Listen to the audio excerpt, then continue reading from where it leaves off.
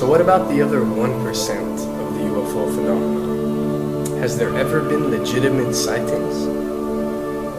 As promised, we're going to cover this 1% in a future episode, but I'll share with you something a wise man once shared with me. Before we should start focusing on dealing with problems outside our world, we should first focus on solving the problems within our world. And before you can start solving problems within your world, you first have to solve problems within yourself and within your surrounding environment of family and friends. So basically what I'm trying to say is that we have priorities that we need to focus on first and foremost so we can successfully build our lives and our minds. Now, it's no secret that the difference between what the government knows about UFOs and aliens and what is shared or released to the public is extremely enormous. And unfortunately, governments and several organizations on Earth are taking advantage of the UFO phenomenon to achieve worldly agendas. So why do we see particle beams, huge ones, firing at things that are, you were saying 200,000 Gs? Yep. I mean, go over that.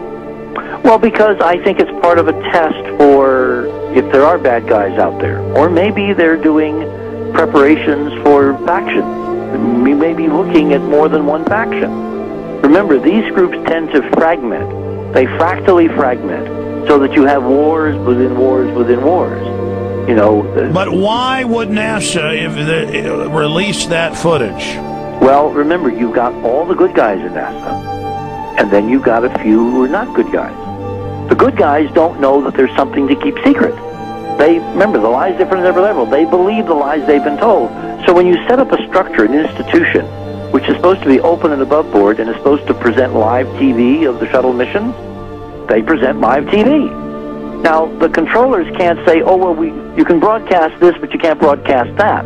Because the honest guys will then say, sure. Well, why can't we broadcast that? So people always say if this was happening, it would come out, and it is coming out. Well, I mean, I agree with you. When you've got the Catholic Church saying we need to love the aliens, they're our brothers, when you've got every major denomination saying it, when you've got all the movies, and you've got, you know, in the 80s, huge programs at the Olympics with aliens landing, you know, fake aliens, and you've got huge things the size of 3 football fields floating over Dallas, and stuff all over the place.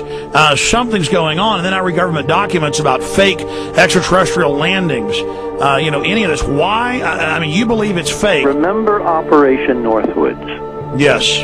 Okay. Or we can go to the, September 11th. Governments do huge, big things to sway populations at key nodal points in history. They love hoaxes. Yeah, well, they manufacture history is what it is. We are building, I mean, all my UFO friends, I need to shake them because they're so, frankly, they're extremely naive, Alex. They really believe we're building toward disclosure. I believe we're building toward a mass, carefully manufactured, fake event where ETs, who are really humans, who are really part of this secret clique, who are probably Nazis, you know, who have developed or perfected their technology from World War II, which is why you've got to get, Joseph on. They are going to basically fake out the world. And there's an incredible window on the Nazi black ops programs, the compartmentalized, incredible high technology efforts that were being funded by the Nazi war machine, particularly toward the end of the war, in a desperate effort to win the war. And they fastened their hopes on several key technologies, some of which appear to be the control of gravity itself, which again is a separate piece of data from my work, which came at this from a hyperdimensional physics perspective. I mean, we know there's a lot of suppressed technology. I mean, 20 years after the B-2 bomber was already in service, they declassify it. So we have a lot of cases of that. We know there's a whole shadow government. This is technology in physics, Alex, that would make anything you think you know like a candle flame compared to a hydrogen bomb. This is a physics that literally allows you to rearrange time.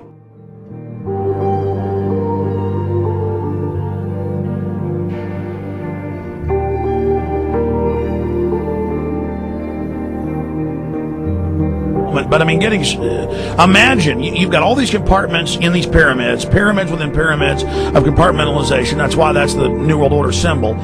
And I mean, we don't know what they've got because they are so secret. We know they lie so much. We just know it's advanced. Mainline scientists say they're 30 years advanced. So Richard C. Hoagland, what I'm saying to you is, I'm entertaining what you're saying. I respect you. I think you're a great guy. My only issue is, like you said, dealing with what we know they could be up to. The fact, Alex, we have done experiments. We have our own data. We have experiments now from the Soviet Union.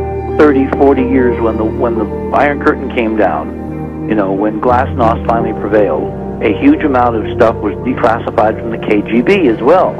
And we now have put this data together. We not only know what the physics is, we know what it can do, we know what it's based on, we know how to make it work. We've seen in our own experiments ample evidence. We've seen experiments across the American landscape and even in Europe that vindicate various parts of this.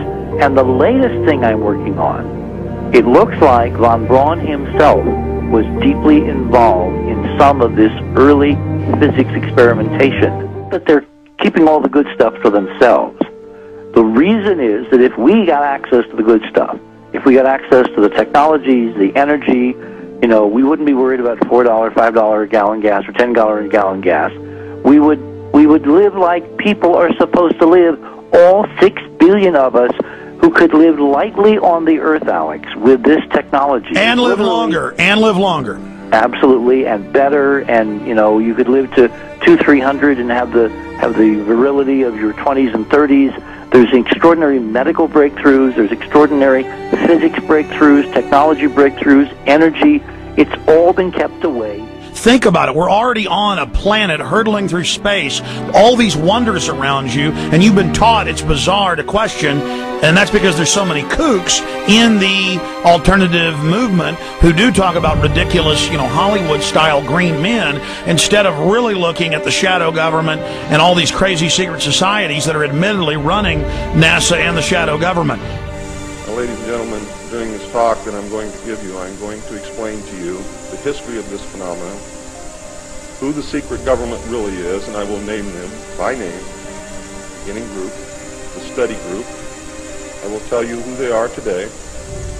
I'm going to tell you what this is all about.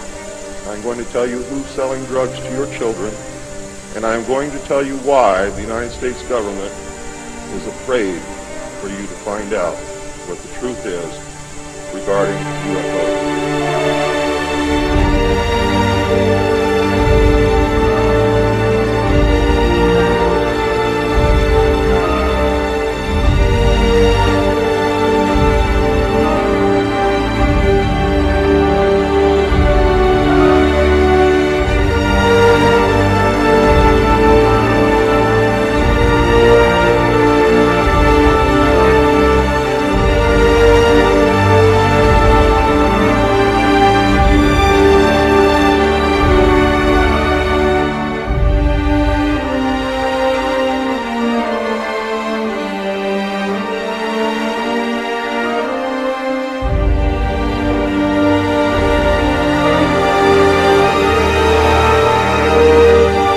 And it turns out that even though she remembered that she'd been part of the team to debrief the astronauts, she couldn't remember a thing that they said. She couldn't remember why she no longer was working with NASA. She couldn't remember. In other words, her memory lapses were enormous, and I don't think they were feigned, because we now found the same pattern in all the flight crews. Because the awful truth, Alex, is they have been brainwashed. They have been mind controlled. They have had a technology, a very sophisticated technology, which took away the real missions that they experienced.